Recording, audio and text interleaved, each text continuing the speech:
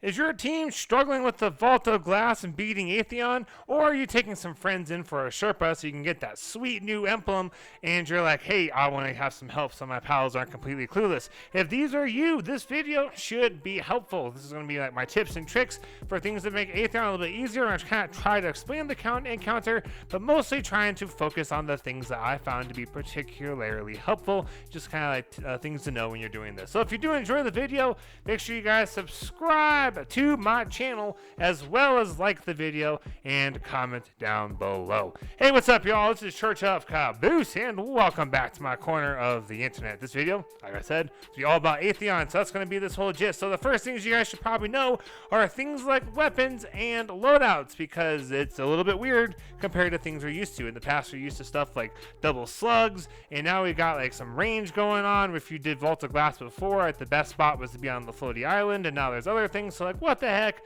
is actually going on? All right, so you want to have things like snipers and scout rifles on, and here is why. Lots of the ads are going to potentially be far away, such as the beginning like you saw on screen, and floating up in the air. Other ads are going to be ones that are like supplicants that can blow up. So if you're trying to kill them up close to the shotgun, you'll probably blow yourself up.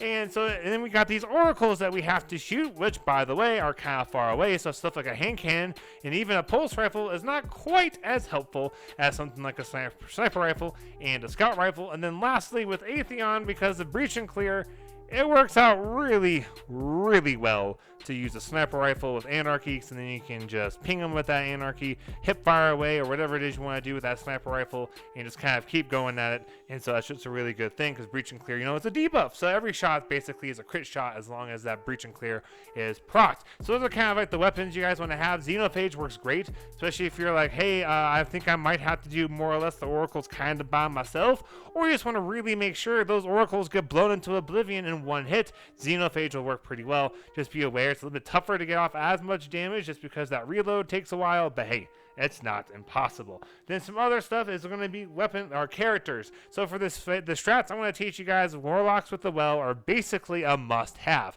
You could do other stuff, but you know it just works out way better to have a warlock with the well. If you got multiple warlocks, have one of them do chaos reach.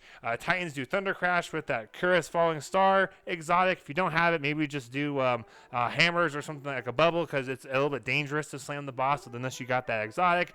And then if you're a hunter, celestial nighthawk. With, of course, you know, the Celestial Nighthawk makes that golden gun, mostly because the Star Eater skills got nerfed into the dirt.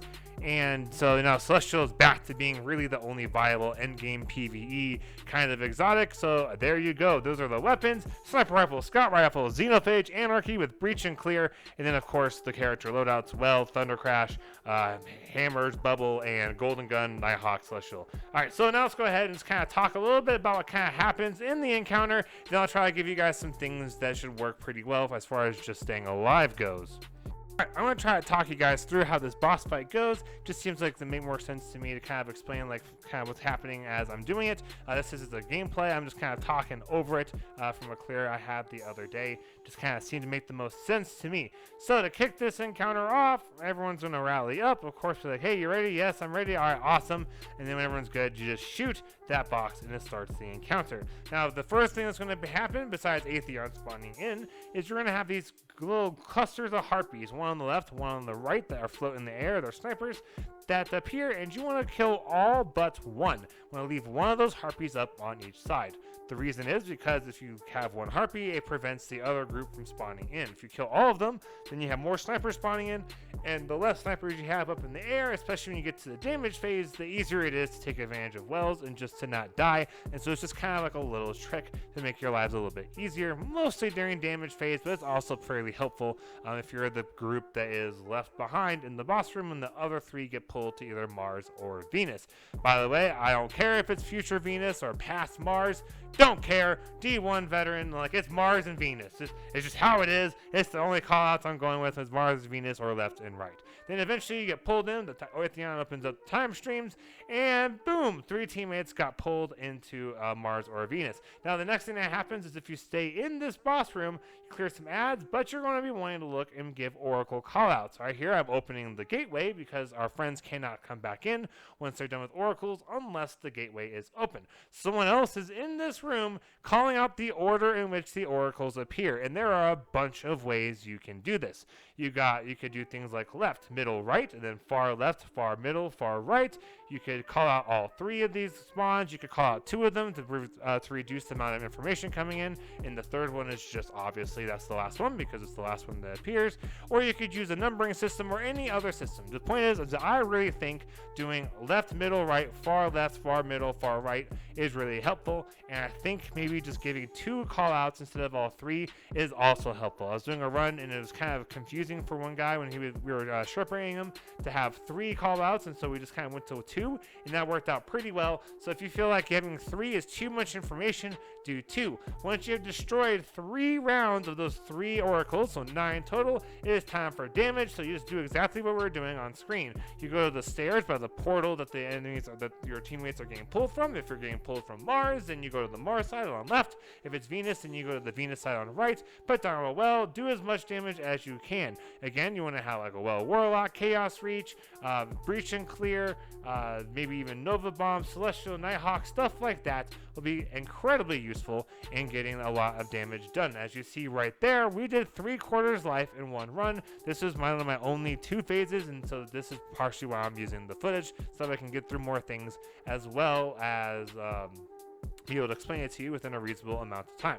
Once you've done the damage, then it's just kind of jump around, kill some ads. There's gonna be more supplicants. If you guys didn't notice earlier, to avoid supplicants, you can be on pillars. I suggest dropping anarchy on the ground because that will cause them to blow up. If you're doing the challenge, you can in fact make the harpies blow themselves up, those supplicant harpies, by just running near them, kind of like a cursed thrall, and they blow up. If you're not, just use your anarchies or whatever it is, just to kind of get rid of those supplicants a little bit. Then eventually, yep, there we go. Atheon opens up the time stream, and this time, boom, I got pulled, which is also why I use this footage, because it's perfect. 2 phase, 1 in the boss room, 1 out. So if you get pulled, you want to grab a relic, you go down, you want to kill at least the gatekeeper. You have to kill the gatekeeper in order for the gates to be able to get open.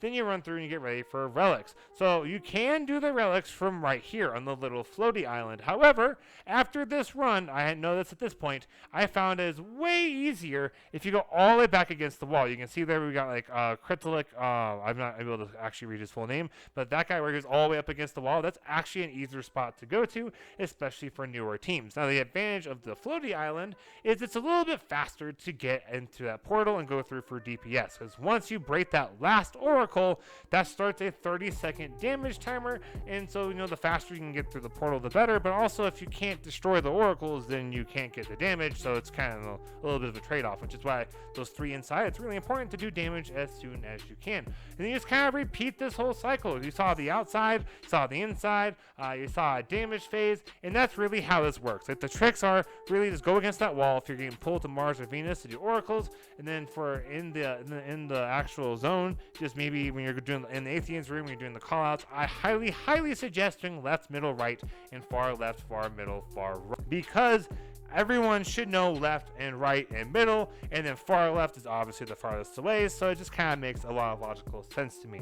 Alright, I really hope this video was really useful and that you guys appreciate this. I hope this gave you some unique tips and things just to kind of think about and something to show your friends. It's nice and easy. This is Atheon in under 10 minutes. Hopefully this helps a lot. I really appreciate you guys for watching this video. Subscribe to my channel, you sons of bitches, because it's the right thing to do, as well as leave a like on the video and a comment to let me know if this was helpful or not. Thank you guys all so much for watching. I am Church of Caboose. Have a great week and happy grinding, y'all.